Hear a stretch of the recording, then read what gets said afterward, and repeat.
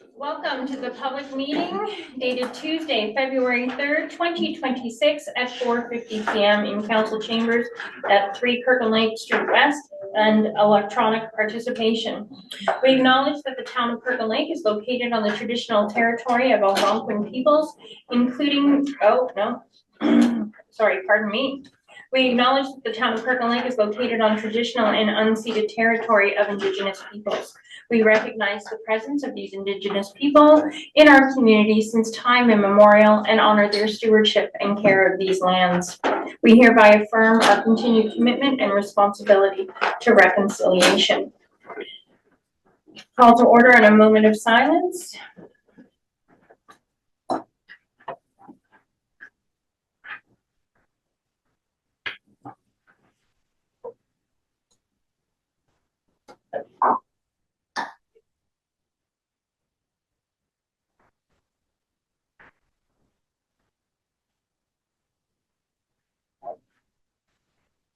Item number 3, declaration of pecuniary interest for the public meeting.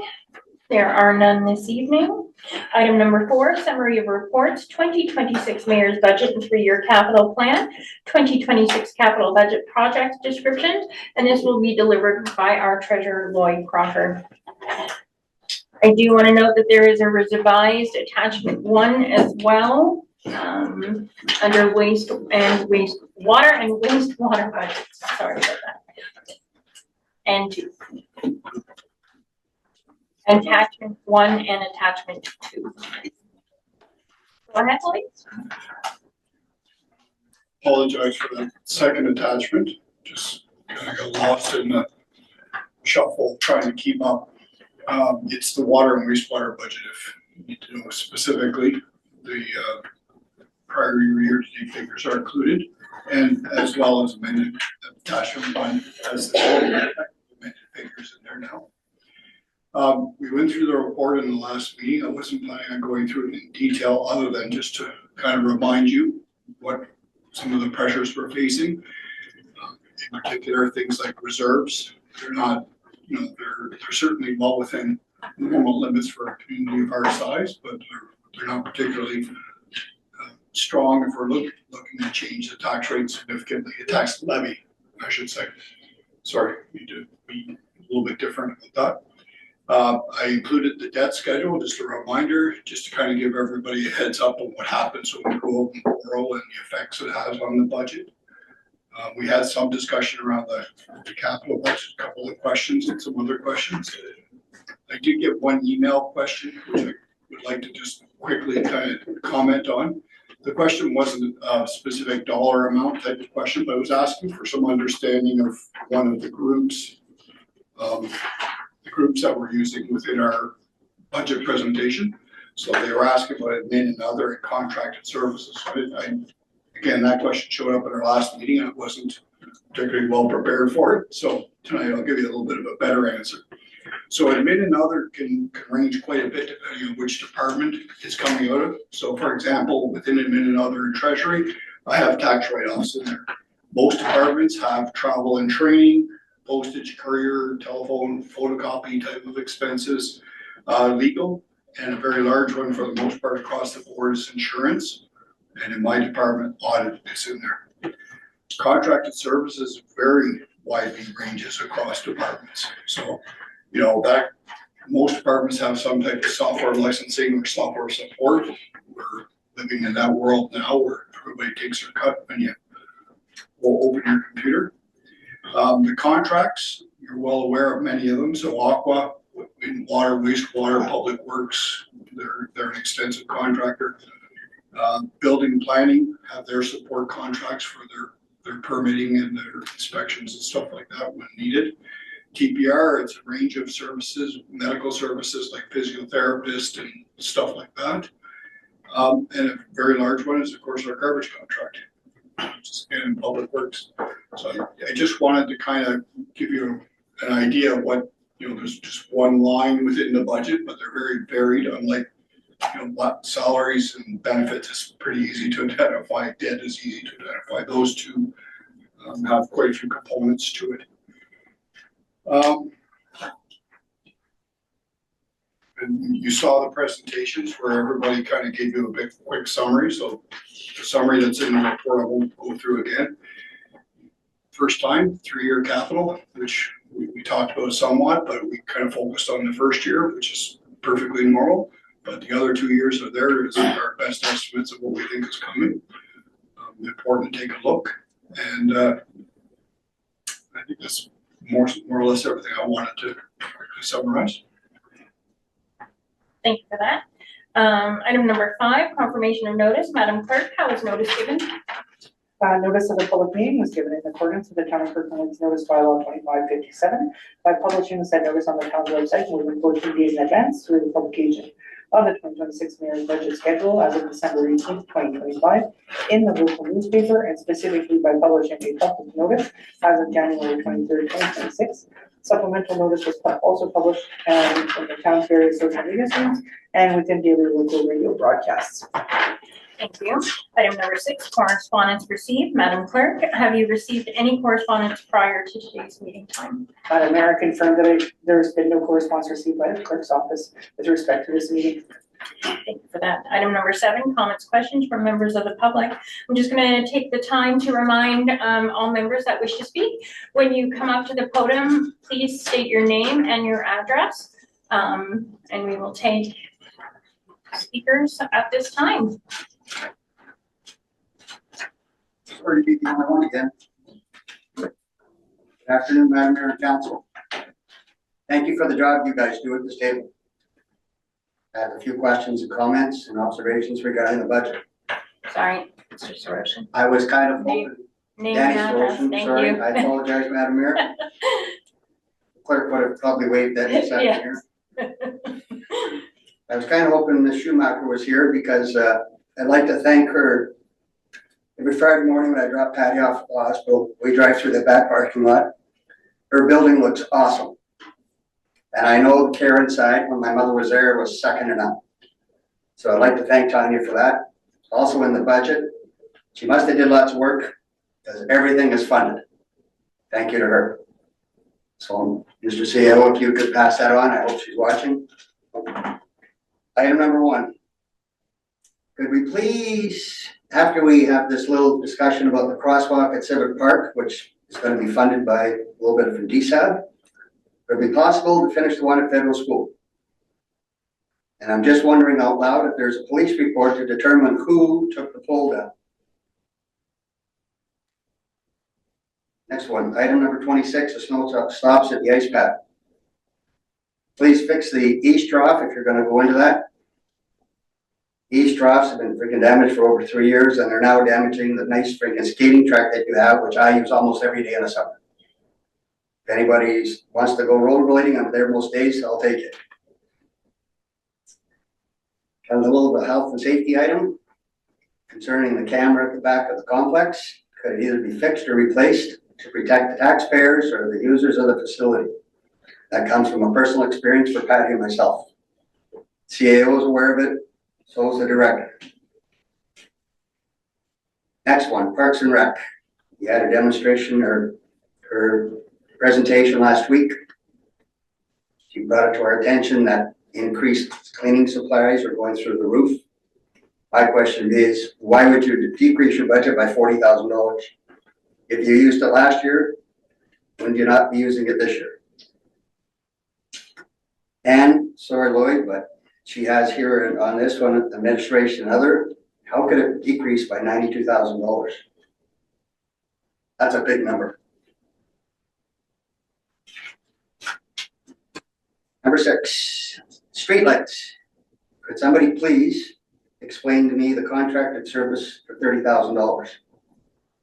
We've asked this before and I'm not quite sure what it is. Is this a retainer for our local contractor, or is it piecework where every time he comes, that's deducted off of $30,000? And why is it only $15,000 for material? We have some lights that stay on 24/7. We have some lights that haven't been replaced in 2 years. And we have an answer from one of the staff earlier on one of Patty's questions about streetlights. I didn't know this, so we're asking for a definition. Can somebody tell me what is a road light or what is a streetlight? And I have a really weird one for the staff. Sitting in a parking lot downtown, it seems like to me, somebody has a set of lights that are wired into our light structure on a commercial property. Somebody would like to contact me later. I'd like to give further information just to make sure that I'm not doing something I shouldn't be. And the last one, 2 years ago at a budget meeting like this, I threw out the idea that they were looking at having a night shift at physical services. Got lots of oohs and ahs, lots of comments downtown. But now we have a new 3-year collective agreement and nothing happened. Thank you very much for your time. I wish you guys all the best in this budget. Good luck. Thank you, sir. Oh, sorry, Mr. Sorosh, we need your address as well. 93 Ford. Thank you, sir. Thank you for the time. Any further comments or from members of the public at this meeting?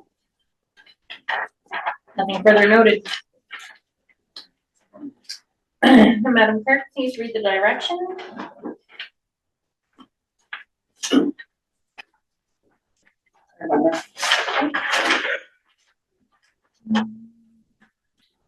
The council received the comments from members of public.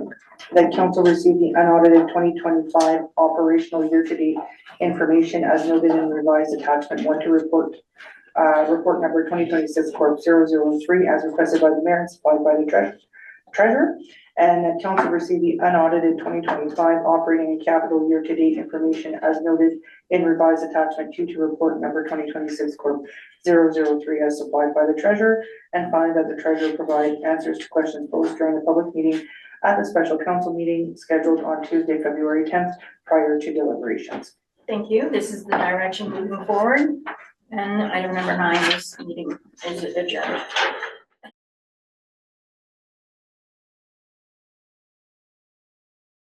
Moving into the regular council meeting of Tuesday, February 3rd, 2026 at 5:02 p.m.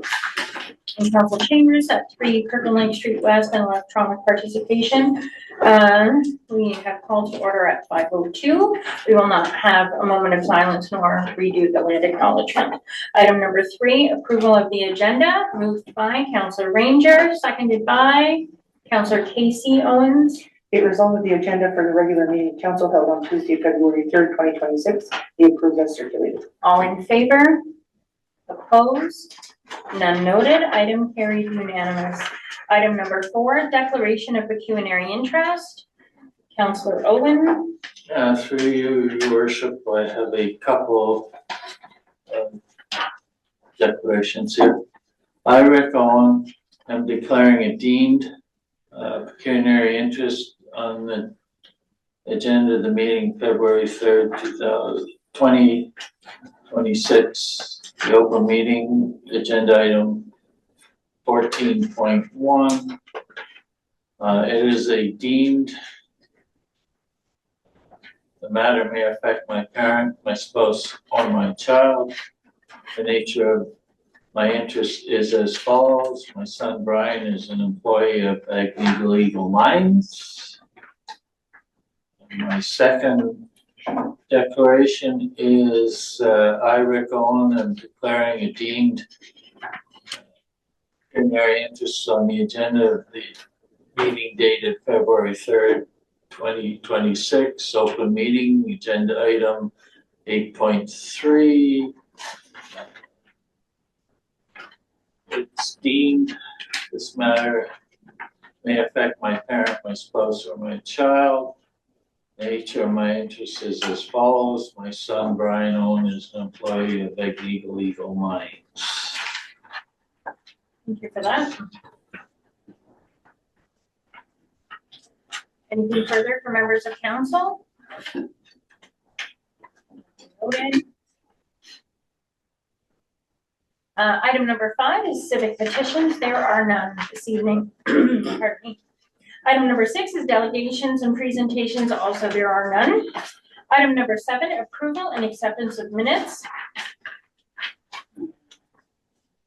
Council minutes, special council minutes, and COW minutes moved by Councillor Lad Shata, seconded by Councillor Pat Kiley. Be resolved that council approves the minutes of the following meetings. Minutes of the regular meeting of council held January 22nd, 2026. Minutes of the special meeting of council held January 27th, 2026.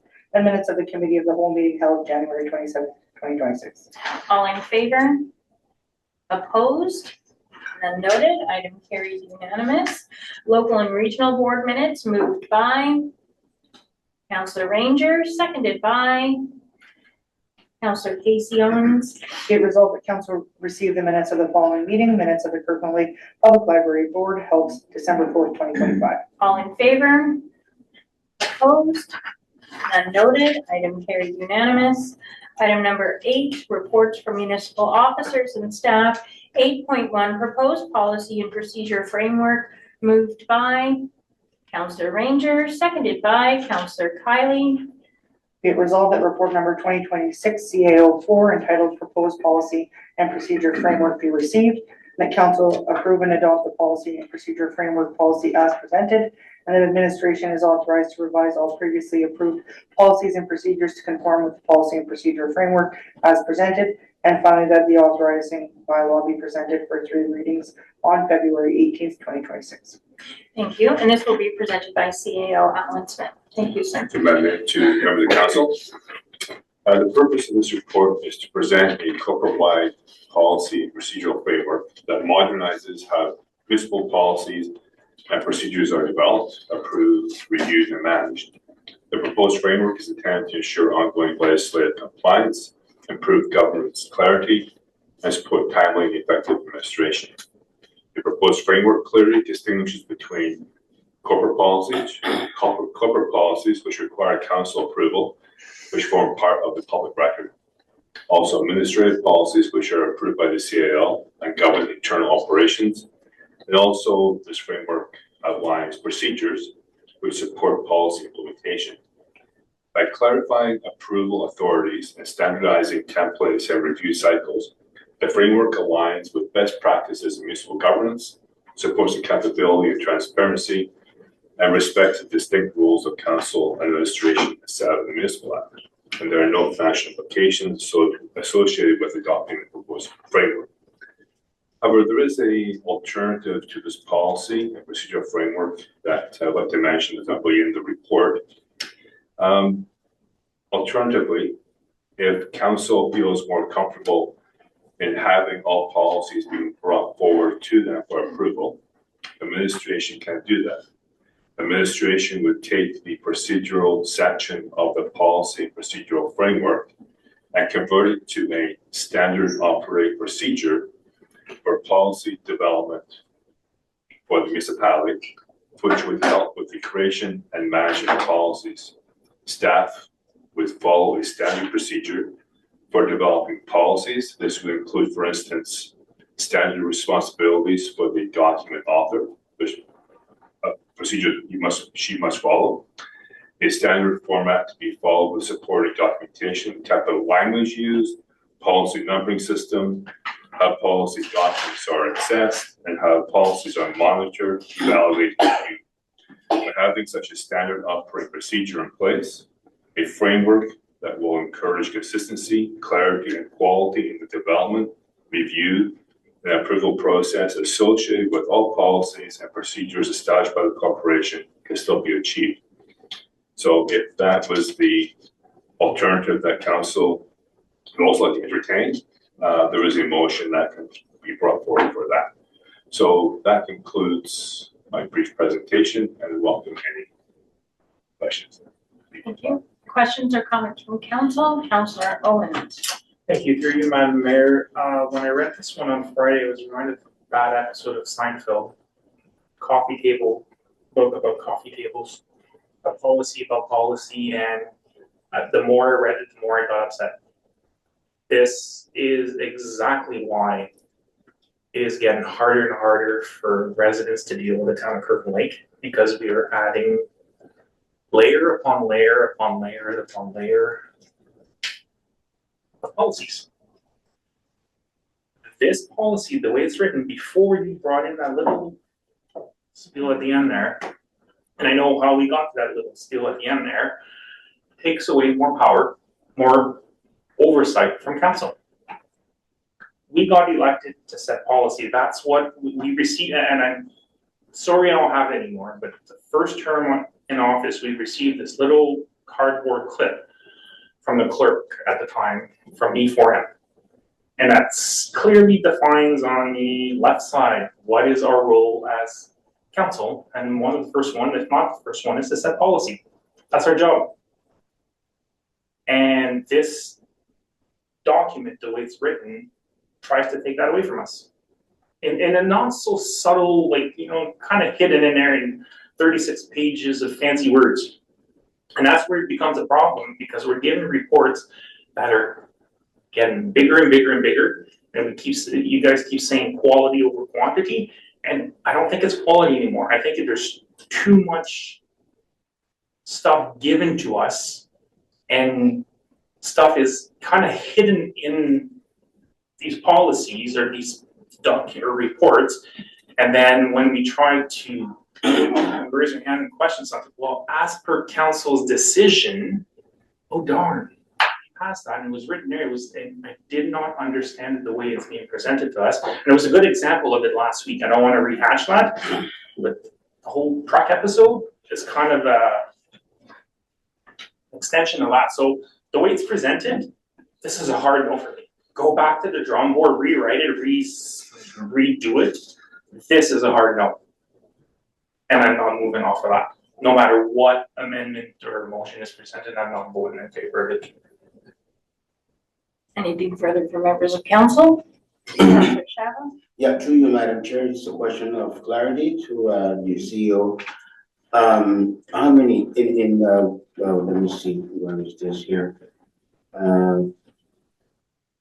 Said authorized to revise all previously approved policies and procedures.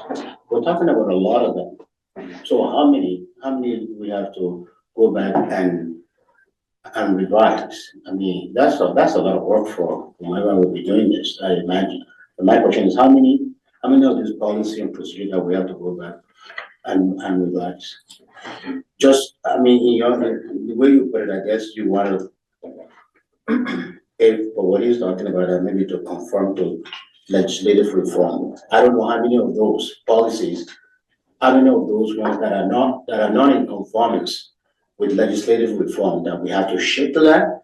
So maybe you could share your response. So the question is, how many of those policies and procedures that we have to revise now?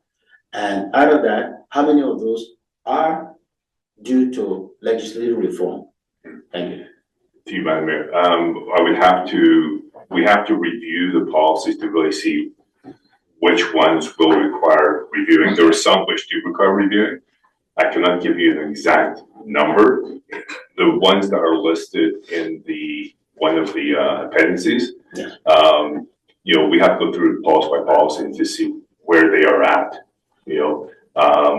But some are up to date, you know, but some will require reviewing, and what we do right now, we go through the policies and we look at which are up for renewal, or even through our day-to-day involved with the policy, when we see some that are deficient, and we say, okay, we need to review this, okay? But I can't give you an exact number. I can't give you one tonight and get back to you on that. That's for certain, you know. And the intent of this framework was to really position, not taking away work from council, but just to make it more clear of which policies council would approve and which policies may take the weight off council. But again, with my recent addition, we can certainly bring all policies forward and convert this policy would no longer be valid, but we take a portion of this and convert it into a standard operating procedure that will be used to develop the policy, to monitor the policy, and basically to manage the policy. So that would be the approach we're taking. We bring policies forward to the council, but there'll be a standard procedure in place on how to develop and basically manage the corporate policies. Anything further from members of council? I just want to add that the municipal act doesn't specify which policies should be under council purview versus administration. According to, and it's funny that Casey mentioned it because I carry it with me. I'm just like that. And it is our responsibility as council members to, it says develop policy, but we know that isn't the case. It is staff that develop, we approve or disapprove it, so we feel in the public interest, and we are to evaluate policies as well. So if a section of our policies are removed from our purview, we will not have, we're delegating our authority to make those choices as elected to our staff. In the alternative that our CAO has offered up, our policies will remain with us as a council and SOPs will remain with administration as they are supposed to be. We're two parts of the same puzzle in the alternative. But that being said, anything more from, yeah, absolutely. If it was council's desire to go down that road, you have a motion that would be, Okay. could be considered if that was the will of council. I'll just read it for council's view. That council directs all municipal policies are to be approved and reviewed by council, and that finally that council sanction the development of a standard operating procedure for the creation, development, approval, and management of municipal policies. Councillor Owens? So through you, Madam Mayor, so what from this original policy remains in that?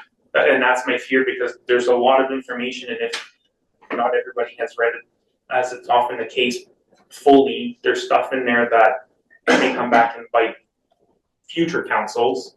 Yeah. And having that back in their face. Well, as per council, even though you modified your policy, this is still what it says in the original act or policy or report you want to pass.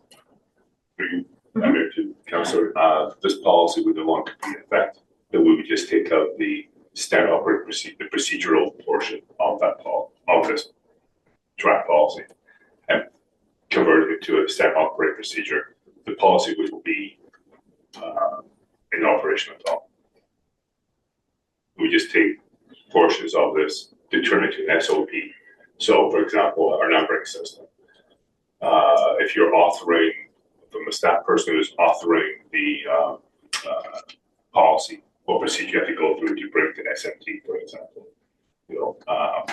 When we review the policies, how we keep on monitoring the policies, that kind of thing. So it wouldn't be the policy would not be in place, it'd just be a standard operating procedure for staff. Through Madam Mayor, may I suggest that you come back to us with something in writing to see what it looks like and how, what it looks like before. So just a reminder that if amendments want to be added, now's the time.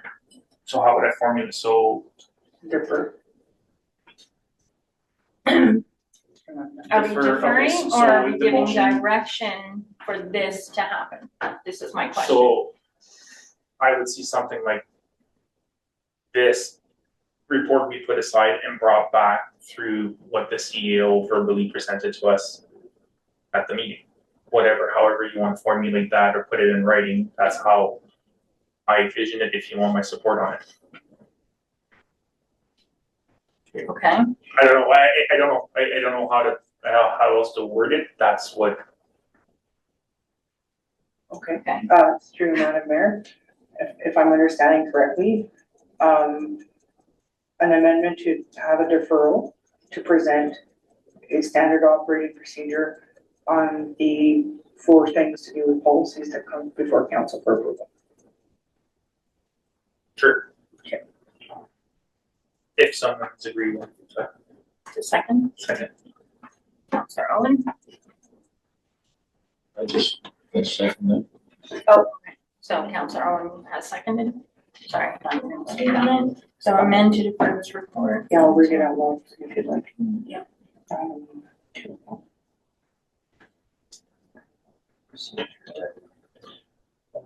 Yes, of course. Timeline. Is it something that we want Absolutely. brought back by next meeting? Oh, Well, we, again, through you, Madam Mayor, we've often said around the table that stuff goes back, is deferred and doesn't come back to us, and there is a ticking time. What's that word, but the hour clock is running out on this council, so, which is in itself.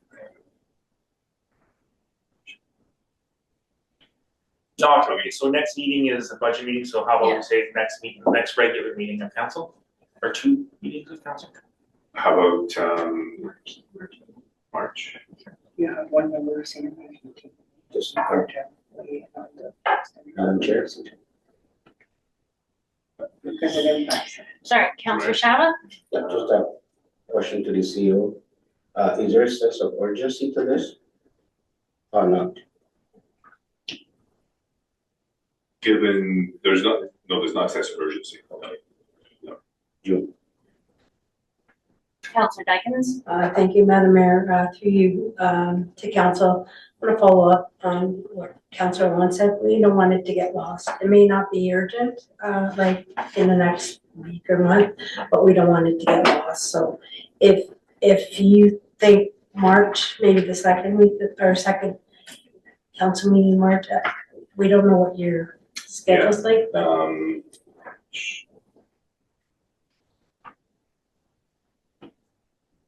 Say, how about the first meeting in April? Okay, so did you want to add that to your amendment? Sure. Okay. Okay. Madam Clerk? Moved by Councillor Casey Owens, seconded by Councillor Rick Owen, that the recommendation be amended entirely to for deferral, for the matter to be deferred to allow administration to present a standard operating procedure to complement that all policies be approved by council by the first meeting in April. Okay, both mover and seconder are in favor of wording? Okay, any discussion around the amendment? The amendment. Councillor Ranger? Thank you, through you, Madam Mayor. If you could tell me or explain to me how you feel it's currently ineffective and how you feel that this would improve systems moving forward if it went the way it's currently written. This is for. So that's Or the should I wait body of till it, after? yeah, Okay. so we're speaking on the My amendment portion, apologies. that's okay. We're speaking Wonder my only on question. the amendment portion, which is to defer, to develop SOPs in complement of all policies coming to council, and it to come back April meeting, first meeting in April. Any comments or questions on the amendment? Okay, all in favor? Opposed? None noted, carried unanimous. Okay. So since that changes everything, go back to the bottom, or is it done? If the whole council want to indulge in this question. Yeah. Does the whole council agree to allow Councillor Ranger to indulge in getting an answer to her previously stated questions? Perfect. To Madam Mayor, to Councillor, there's one for matter of clarity also. In order to speed up the administrative part, we do come across many policies, for example, health and safety. There's numerous policies that will be coming forward. We putting in more effort on health and safety in the corporation. And even policies with the TPR, which are health and safety policies, just for just the process on our end, we could just approve them under my delegated authority. And the policies that budget, service level, delivery, etc. But legislative ones would then go to council for approval. So we wouldn't be putting that burden on council, the administrative portion. You'd be focused on the policies that have a direct impact on the public, basically. So it's just more for clarity, that was really, and also the policy itself also has, procedures involved for staff. So that's why that, some of it could be an SOP, right? So it would be clear to staff on, the review process, when to monitor and so forth. So there's one problem for clarity, how to manage our policy. Okay, thank you for that. So that discussion has ended. Yes. Item 8.2, request for renewed license agreement for public land use of Kinross Pond. Moved by Councillor Dyken, seconded by Pat Kiley. Be it resolved that report number 2026, column 002 entitled Request for Renewed License Agreement for Public Land Use of Kinross Pond be received. That council hereby authorize the town to enter into a license agreement with Canadian Tire Corporation Limited for the continued occupation and use of a portion of private lands municipally known as 146 Government Road West, Kinross Park, for a 10-year term in a form acceptable to the Chief Administrative Officer and Director of Community Services, and finally, that the Mayor and Municipal Clerk are hereby authorized to execute the license agreement or any amendments or transfers without detrimental impact to the town on behalf of the corporation. Thank you, and we'll welcome Director Kim Flockers. Thank you so much. Thank you, Madam Mayor, through the council. The report tonight is requesting council's approval to enter into a renewed license agreement with Canadian Tire Corporation Limited for the continued use of lands at 146 Government Road West, more commonly known as Kinross Pond. The town has historically used a portion of these lands for public recreation purposes, including housing a playground, picnic tables, benches, and a walking trail. The original license agreement was established in 2012 when the park opened and has since expired, although the town has continued to maintain and use the space informally. The recommendation is that council authorize entering into a 10-year license agreement in a form acceptable to administration.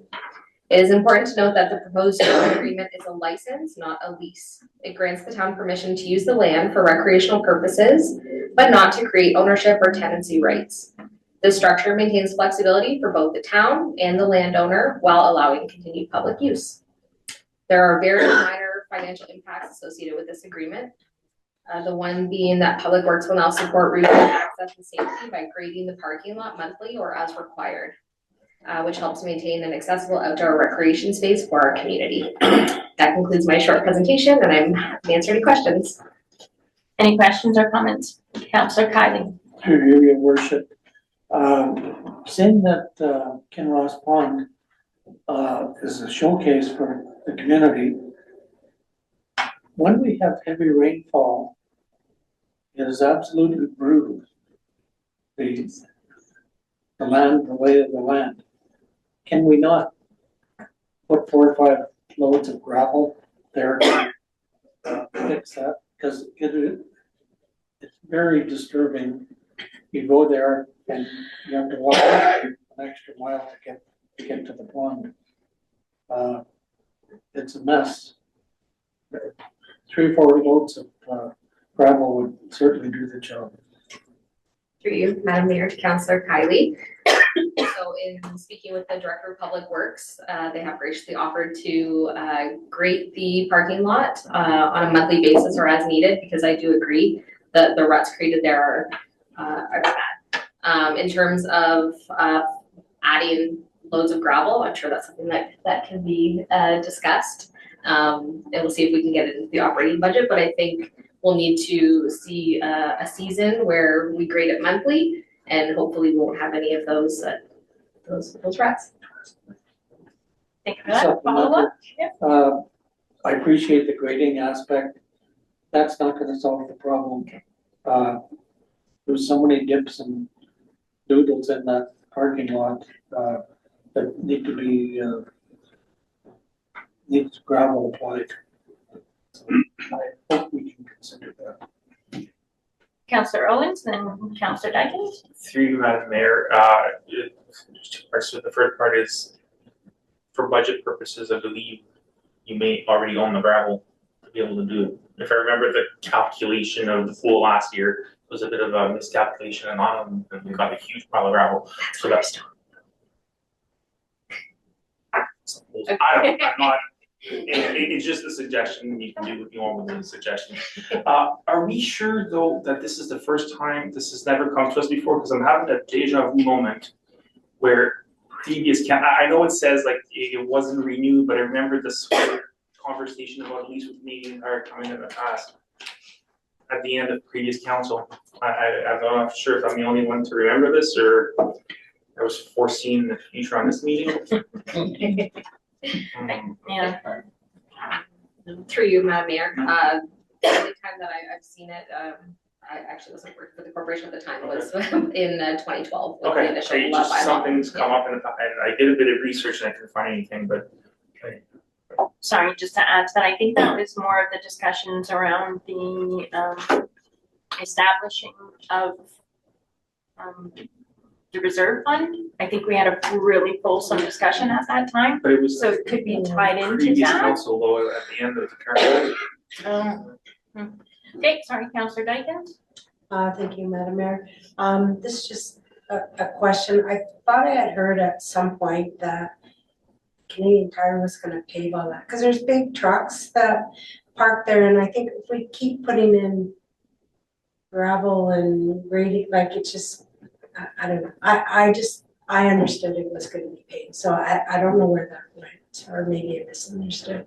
Through you, Madam Mayor, Councilor Dykens. I'm not aware of that, but I have been in communication with Canadian Tire Corporation Limited, so I could absolutely ask that question. Okay, thank you. Councillor Ranger. Thank you. Through you, Madam Mayor, it's more of a statement than a question. It's for people who are not from Kirkland, it's challenging to see or find the park because of its location behind heavily busy commercial companies. And it makes it more understandable for me that we haven't been able to enhance that space because we may not own it in the end, aka night lighting, et cetera, So I'm fine with a 10-year lease, renewed license, because it's not costing us to do it. And I'm interested to see how the monthly paving will go. It is a challenge because of the transport trucks that utilize that space as well. But and I use that space, but it's not necessarily someplace I want us to on, but I appreciate that we're gonna renew the lease and share the space with Canadian Tire Corp. Thanks. Councillor Owen. Through you, your worship, I'm not at all familiar with license agreements, which I assume are different than lease agreements. I don't know anything about improvements we make to the property. I don't know anything about liability. I'm not sure what Canadian Tire's responsibilities are to the town in a license agreement. And so before I vote on this, I'd like to know that information because license agreements are not something that we commonly deal with. If you could, to the best of your ability, explain some of that. Yes. For you, Madam Mayor, to Councilor Owens. So this has gone back and forth between the town's legal counsel and Canadian Tire Corporation counsel. So it is very legalese that I don't know if I can necessarily decipher all of it. It speaks to some maintenance and repair. So in terms of the equipment that we have on the land, that is our responsibility to maintain and repair, as we know. There are provisions about the term, donation, notice, insurance, which the town has insurance to cover that property. And unfortunately, the rest of the stuff is very legalese, but I believe it's fairly standard and there's no financial impact to the town. Just something, okay. I'm comfortable now that I realize we put it, man, I should have just known this, that we would have put it through our legal before ever bringing it to council. Anything further from members of council? Nothing further. All in favor? Opposed? None noted. Item carried unanimous. Thank you. Item number 8.3. Oh, Yep, I pause for that motion. It's hard for an old guy to get up and walk, you know. No worries. It's good. By Counselor Casey Owens, seconded by Counselor Janice Ranger.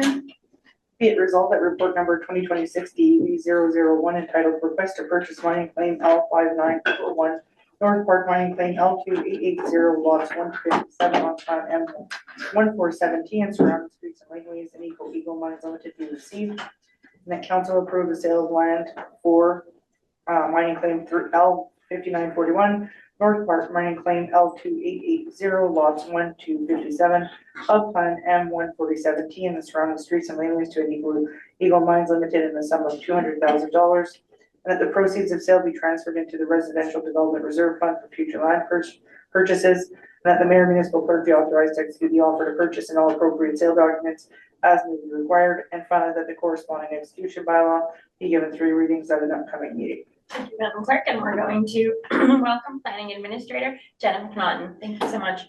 Thank you, Madam Mayor. Through you to council. Agnico Eagle Mines has been engaged with the municipality and our Department of Development and Enterprise Services to locate lands for future development for residential lots.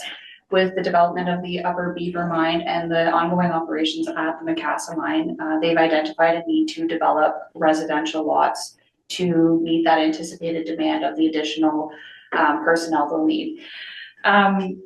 So we engaged with EXP Consulting to conduct some preliminary studies on the old Premier subdivision area. And the results of those investigations indicated that Agnico Eagle's mine wanted to invest in this area and look at developing these residential lots. They have engaged with a developer and are in the process of completing a purchase for this land so that they can move on to their next stages of doing some technical studies, doing some site preparation, tree clearing, and move forward with some infrastructure work. The offer they've submitted for this is $200,000. The site is located both inside and outside of our settlement boundary as designated by the official plan, and it's zoned for future development and rural under a zoning bylaw. The property will be subject to an official plan amendment to designate the lands as residential.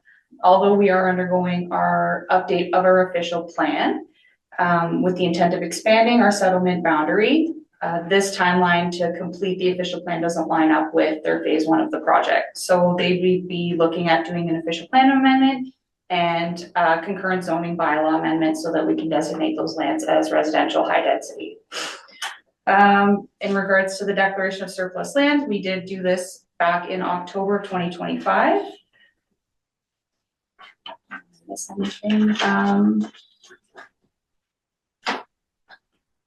We have done some consulting work with our Public Works Department over the past 2 years, including that engagement with EXP Consulting.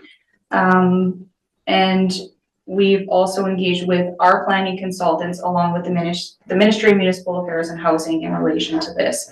While a minister's zoning order application was considered to designate those lands more quickly, MMAH actually identified that going forward with an official plan amendment, zoning amendment would actually, or could actually be faster. So they look at, Agnico Eagle Mines would look at purchasing this lands once the official plan amendment and concurrent zoning bylaw amendment has been completed. We're recommending that the $200,000 revenue be directed towards the Residential Development Reserve Fund for any future land purchases that the municipality need to make. That's it. Thank you for that report. And all in favor? Opposed? None noted. Item carried unanimous. Thank you so much. Thank you.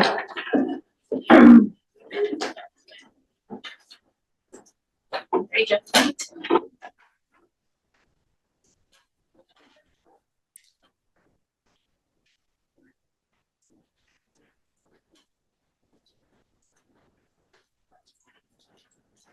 My notes.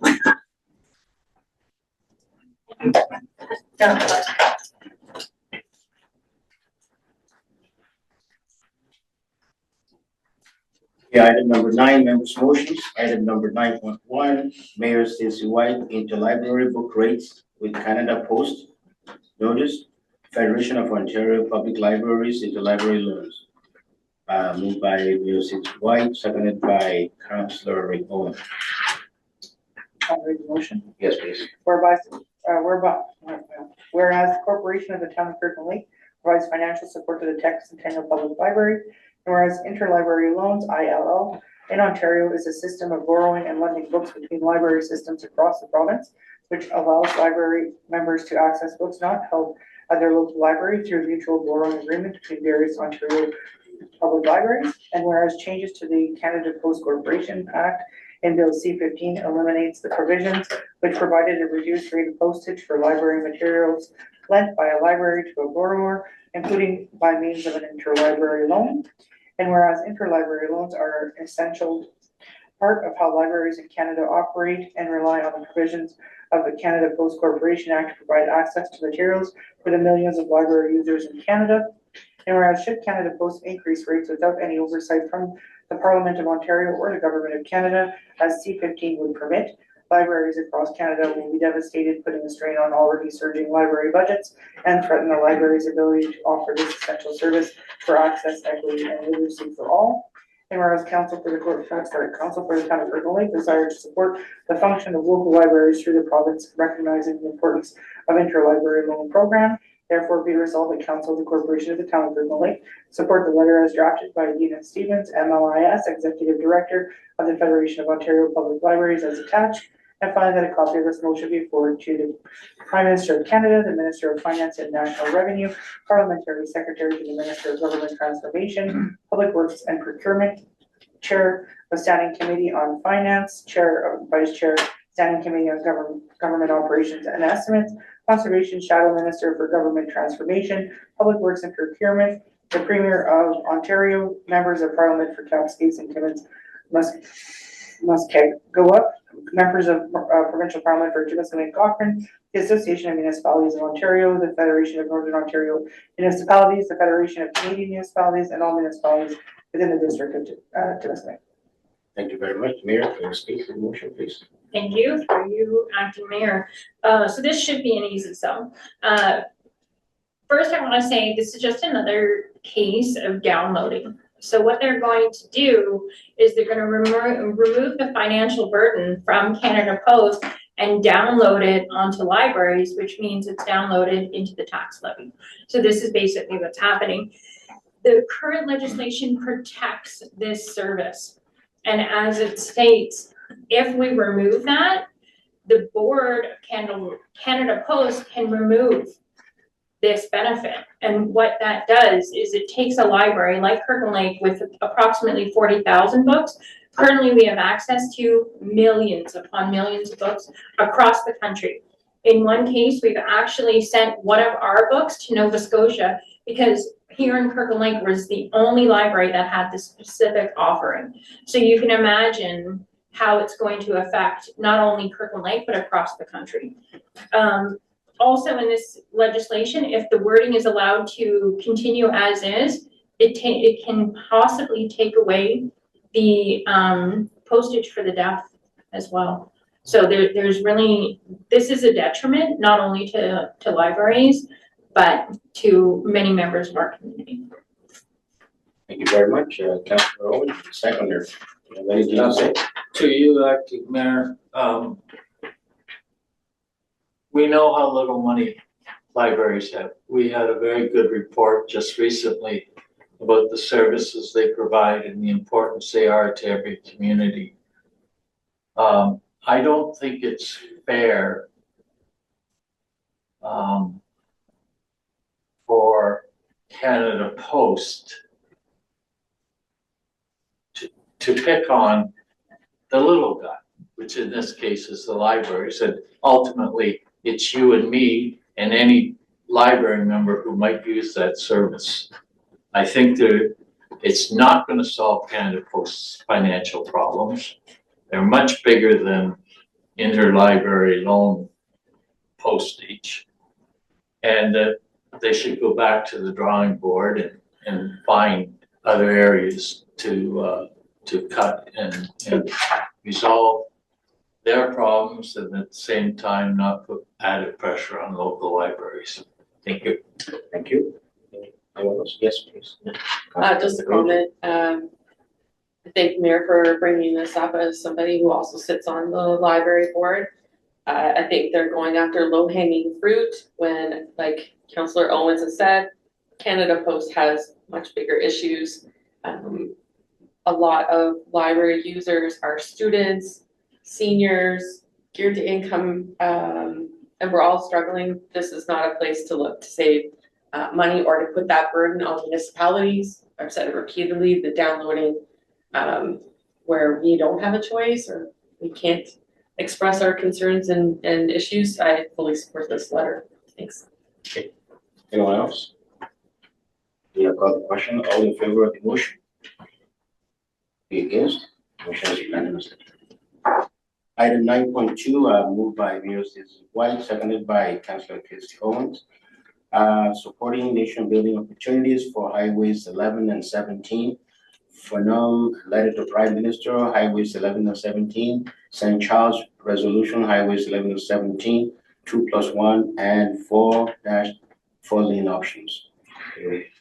Be it resolved that council supports the letter entitled A Nation Building Opportunity for Highways 11 and 17 in a clear federal signal dated January 27, 2026, addressed to the Right Honorable Prime Minister of Canada from the Federation of Northern Ontario Municipalities as attached, and that council support the resolution from the Corporation of the Municipality of St. Charles regarding the nation building improvements to Highway 11 and 17, 2+1 4-lane options as attached, and finally that a copy of this motion be circulated to the Prime Minister of Canada, the Premier of Ontario, Canada and Ontario Ministers of Transportation, the Federation of Northern Ontario Municipalities, the Association of Municipalities in Ontario, the Municipality of St. Charles, and to all municipalities within the District of Timiskaming. Mayor. Thank you, through Acting Mayor Shava. This again should be an easy sell.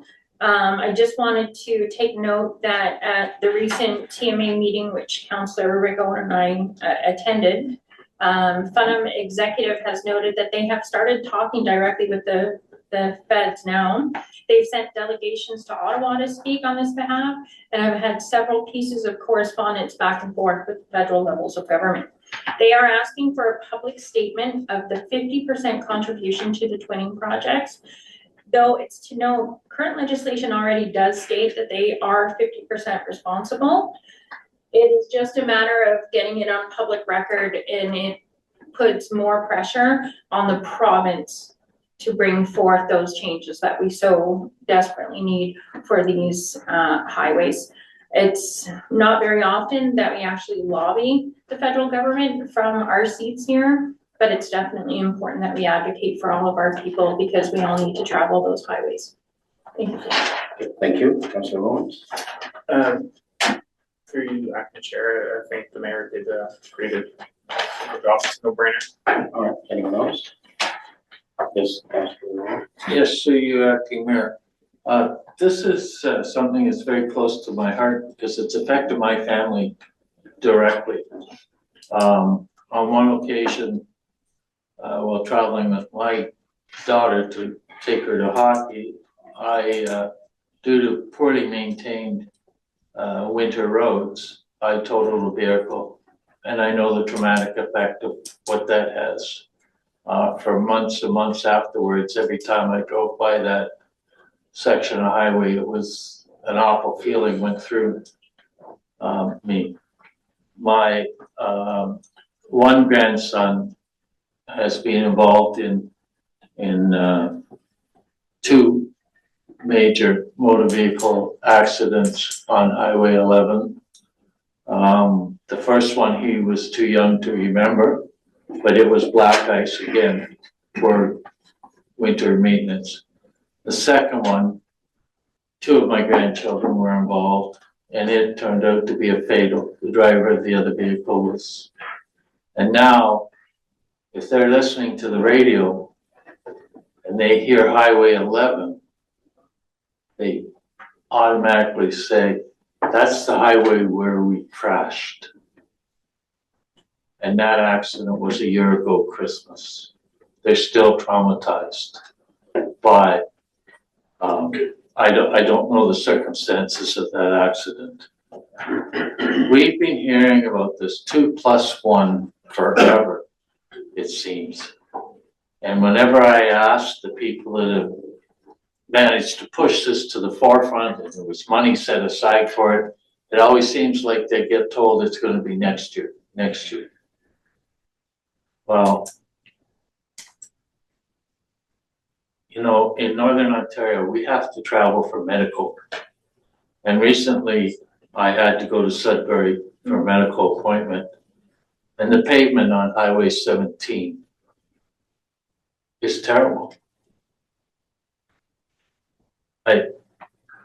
We need to get something done, and hopefully this will help. Thank you. Thank you very much. Anyone else? Just have a question, just for my own education, Madam Clerk. All these motions, when we send them to all this copy to all these people, do we ever get any letter of acknowledgement, let alone get a response? And does it disappear to them? Did they ever say, well, thank you, we got this, we'll get back to you? Anything like that? Thanks for you, Mr. Acting Chair. Yes, from time to time, other municipalities will support the municipality's main motion. We often get copied on if somebody has supported a main motion brought by the municipality. In terms of supporting motions, no, we don't really get any response back when we support motions, because there is a huge data bank of resolutions and motions that circulate all throughout Ontario.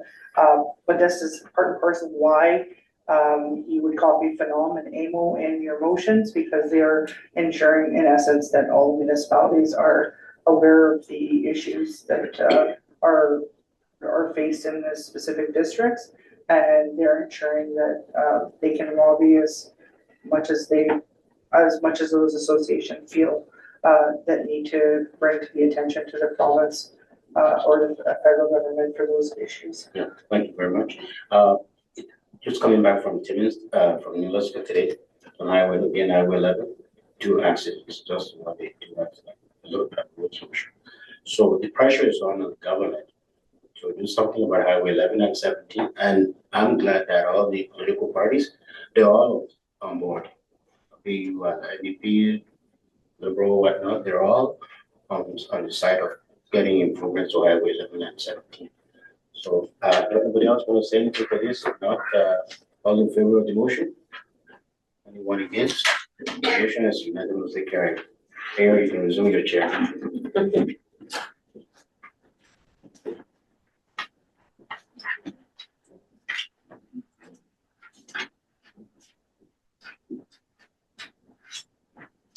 Thank you, Acting Chair Shava. I do appreciate that.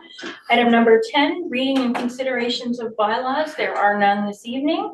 And item number 11, notices of motion. Councillor Shava.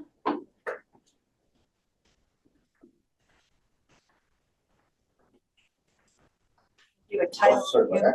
That's okay. You can do a title if you want. Yeah, yes, the clerk has a copy of this. I have a notice of motion, coming up, on this week. Next meeting will be, regarding 2026 strong rigor budget amendment of the municipal tax levy to 6.4% or less. Thank you. Thank you for that. Anything further from members of council? None noted. Item number 12, council reports and committees of council, local and regional board updates.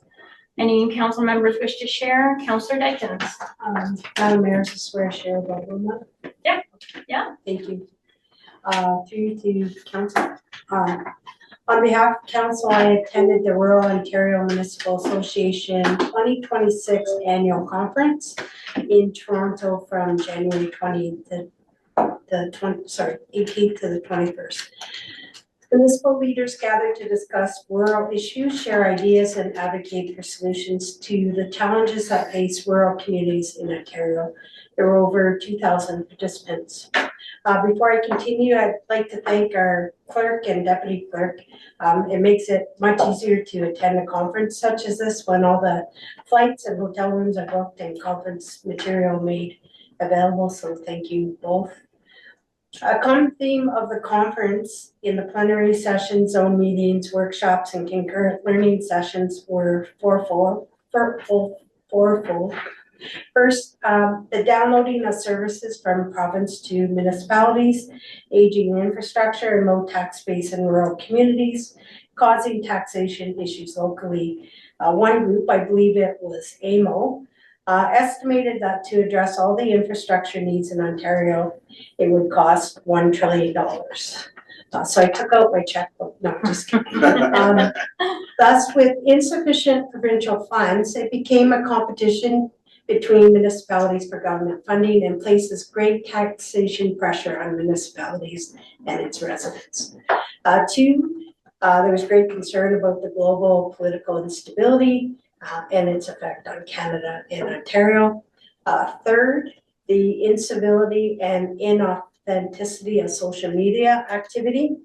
And fourth, there was great concern over the consolidation of power that's taking place in Ontario right now, centralizing decision-making in every area of society, healthcare, education, municipalities, and so on, and thus the loss of the local voice. Just a note, I thought this was interesting.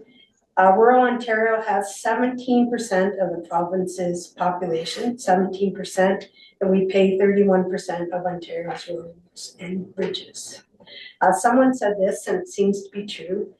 The federal government has the money, the provincial governments have the responsibility, and municipalities have the problems. The plenary sessions, our keynote speaker was Chantal Hébert. Some of you may know her. She works for the Toronto Star and is often a political commentator on CBC. There was a rural infrastructure panel discussion. There was an access to health in rural communities panel discussion. And I believe it was, it's Gravenhurst, that half of their population do not have a primary care person, whether a nurse practitioner or not, half, and there's 13,000 people, I think, in Gravenhurst. New to this, to Roma, is the Ministers' Forum. Ministers from various provincial cabinet positions were there, and audience participants could ask them any question related to the topic of the day. Those of you who go to Phenom, they call it the Bear Pit. They call it the Ministers' Forum. Sunday's topic was Building Ontario, Finance, Infrastructure, and Economic Growth. And Monday's topic was Investing in People, Health, Social Housing, and Social Services. The leaders of the various parties, political parties spoke, including Premier Ford, and following up to what we just voted on. Premier Ford made it clear that he has heard from Northern Ontario about the accidents, the deaths on our unsafe highways, including snow removal, maintenance, and contractors not living up to their obligations.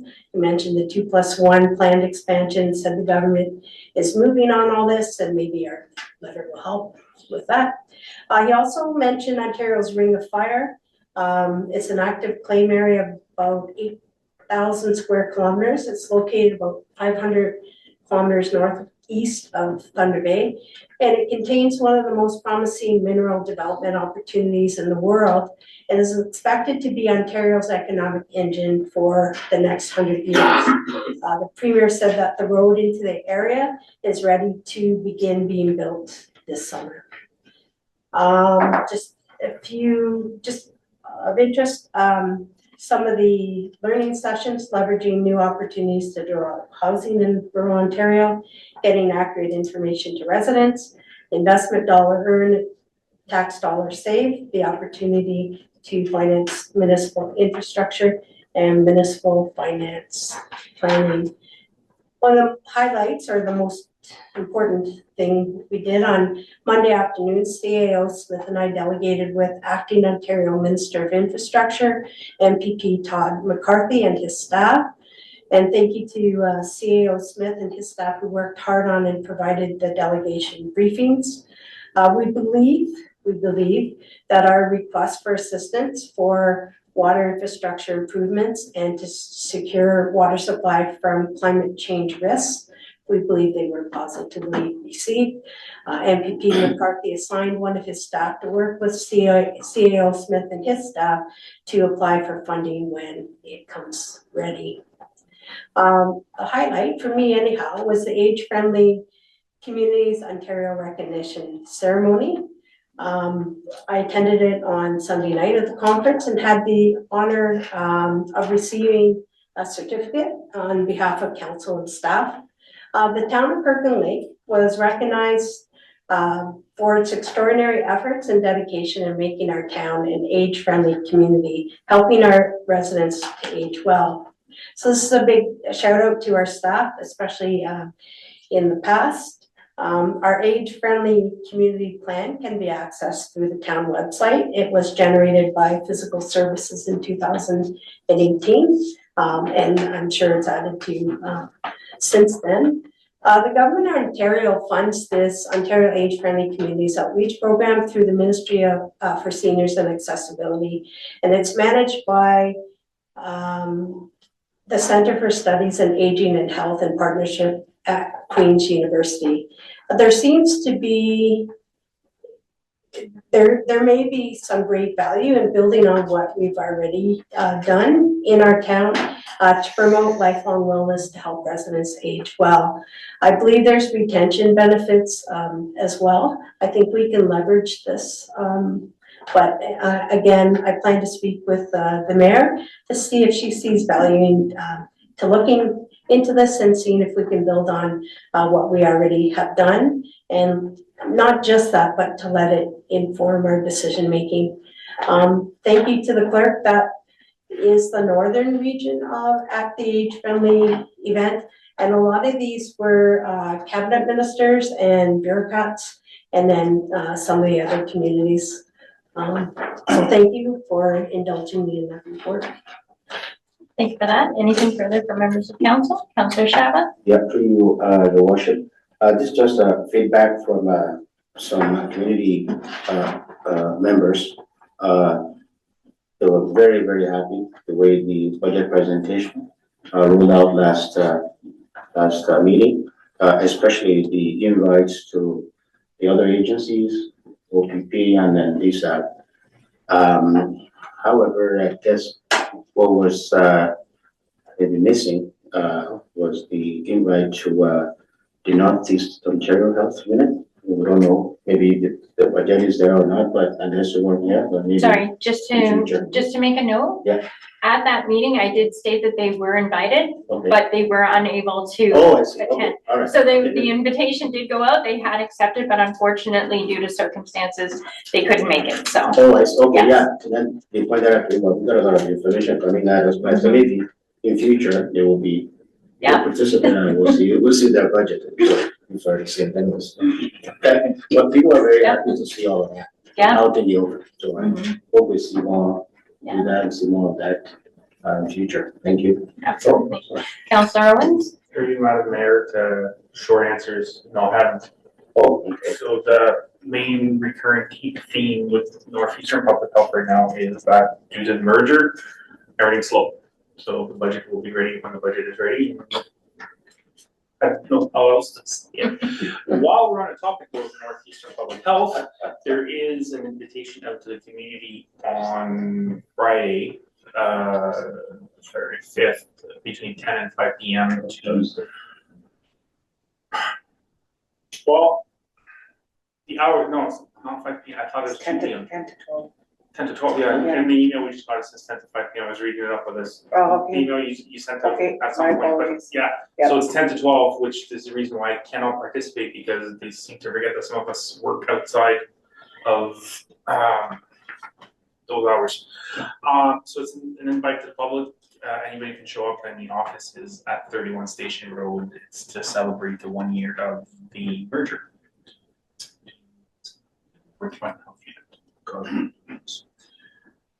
I would be speculating on that one, so I won't. We don't have the budget yet, so no coffee and donuts. Yeah, I guess this is Well, could you repeat the date? Friday. 10 to 12, it's in your emails. Emails for the day. Anything further from members of council?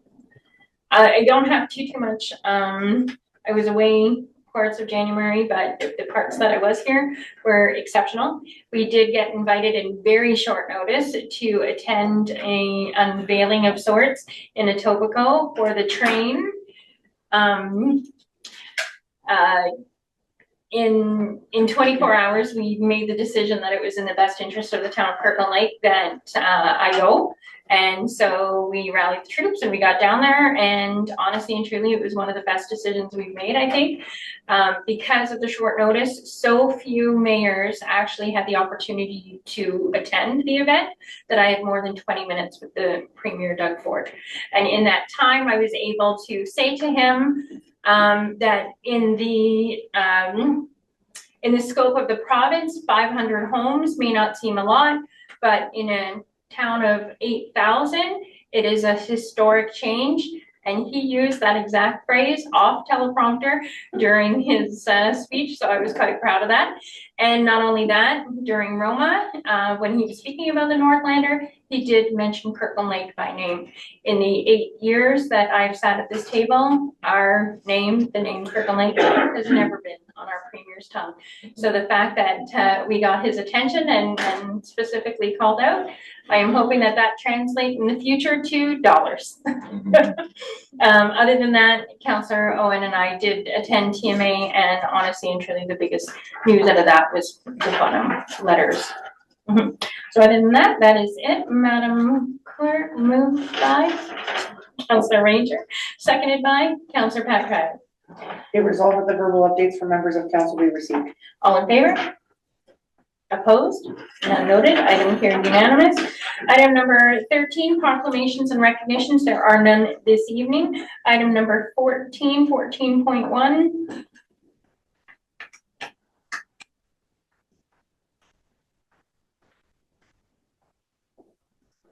Moved by Councillor Ranger, seconded by Councillor Shava.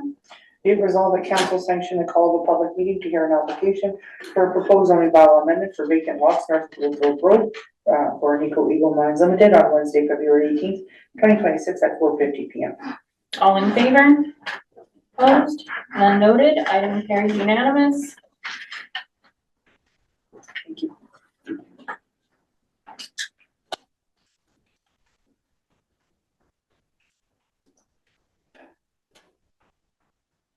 Item number 14.2, notice of public meeting, moved by Councillor Owen, seconded by Councillor Ranger. Be it resolved that council sanction the call of a public meeting to hear an application for a proposed housekeeping zoning bylaw amendment for the town of Kirkland Lake on Wednesday, February 18th, 2026 at 4:50 p.m. All in favor? Opposed? None noted. Item carried unanimous. All right, folks, we're going to take a short recess before moving into closed.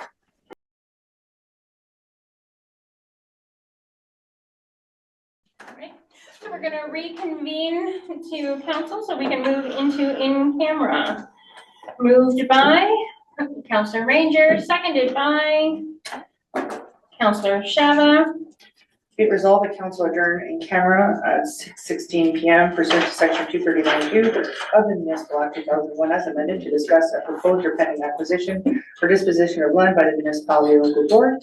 Advice that is subject to solicitor client privilege, including communications necessary for that purpose, and a position, plan, procedure, criteria, or instruction to be applied to any negotiations carried on or to be carried on by or on behalf of the municipality or local board for the following reason. Item 15.1, supplemental request to purchase part of parcel 4198 SEC CST. All in favor? Opposed? None noted. Item carried unanimous.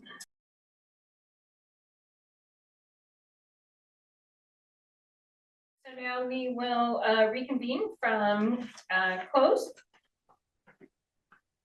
Moved by, Councillor Ranger, seconded by Councillor Kylie. Be it resolved that council reconvene in open session at 3:38 p.m. 6:30. Okay, so thank you for that. I apologize. No worries. Any matters of pecuniary interest? Councillor Owen?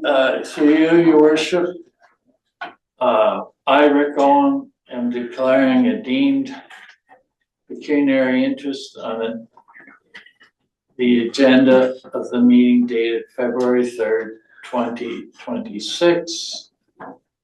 Open meeting, agenda items 16.1 and 16.2. It is deemed the matter may affect my parent, my spouse, or my child. The nature of my interest is as follows. My wife Charlene is on the KLSA executive.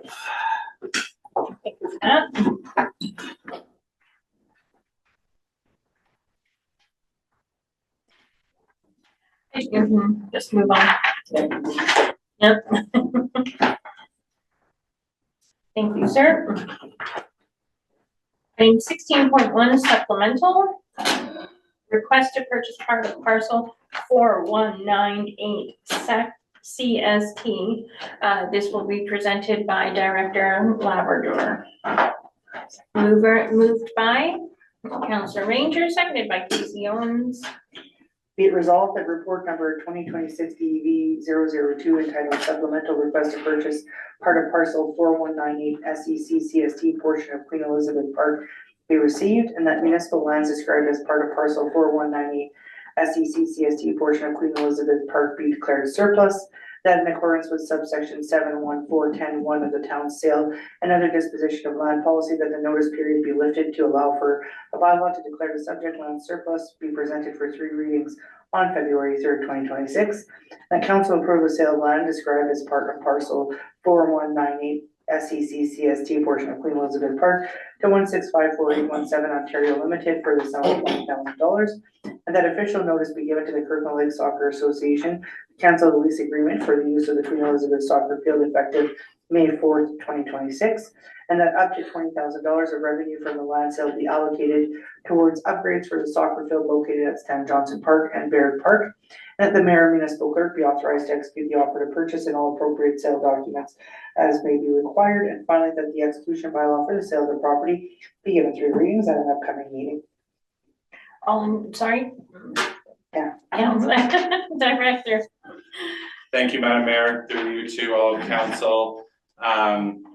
Clerk just read the recommendation coming out of closed, but just to give a synopsis to our viewers and anyone in watching us this evening, council has agreed to sell a portion of Queen Elizabeth Park for future development purposes. What we will do is, in the recommendation, we had said that we would invest that money from that park into other parks to offset any losses to the Kirkland Lake Soccer Association. We'll be providing a 90-day notice to the Kirkland Lake Soccer Association to serve as a notice of canceling that property. Thank you. Thank you for that. Any further questions or comments? None noted. All in favor? Opposed? None noted. Item carried unanimous. Item 6.2, bylaw 26 no, not yet. Bylaw 26-010, 010, declaring certain land surplus. Moved by Councillor Ranger, seconded by Councillor Casey Owens. Be resolved that the following bylaw be read a first and second time, bylaw number 2610, being a bylaw to declare certain lands as surplus, expedited process, direct sale. Thank you. Director, do you have anything to add? This is No, second portion of, okay, thank you. So this is second portion of item 16.1. Any questions? Yes, to your worship, to the director, how did you come up with that $20,000? Through you, Madam Mayor, to Councillor Shaba, on the direct sale, we take a look at previous sales, size of the land, and any appraisals that we have in office to be able to take a look to warrant the price. Okay, thank you. All in favor? Opposed? None noted. Item carried unanimous. Thank you. Now we can retrieve Councillor. I thought Councillor Ranger. That was for the first and second. Yeah. Both of them. Did we? Both of them were you two.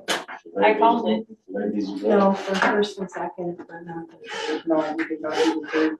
It was Ranger only. Oh, I see what you're saying. I see what you're saying. Forgive me. I do apologize. Sorry, Counselor Owen.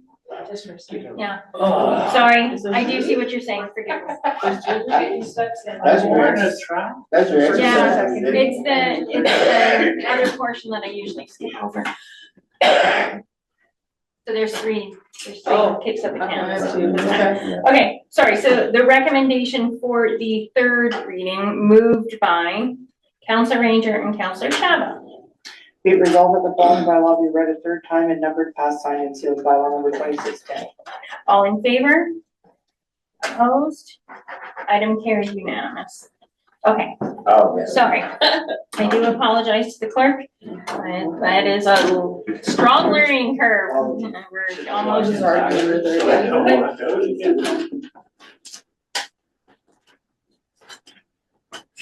I do apologize, Counselor Owen, that was my fault. That's okay. All right. Item number 17, notices of reconsideration. Would any member at this table, choose to have any item decided at this meeting be reconsidered?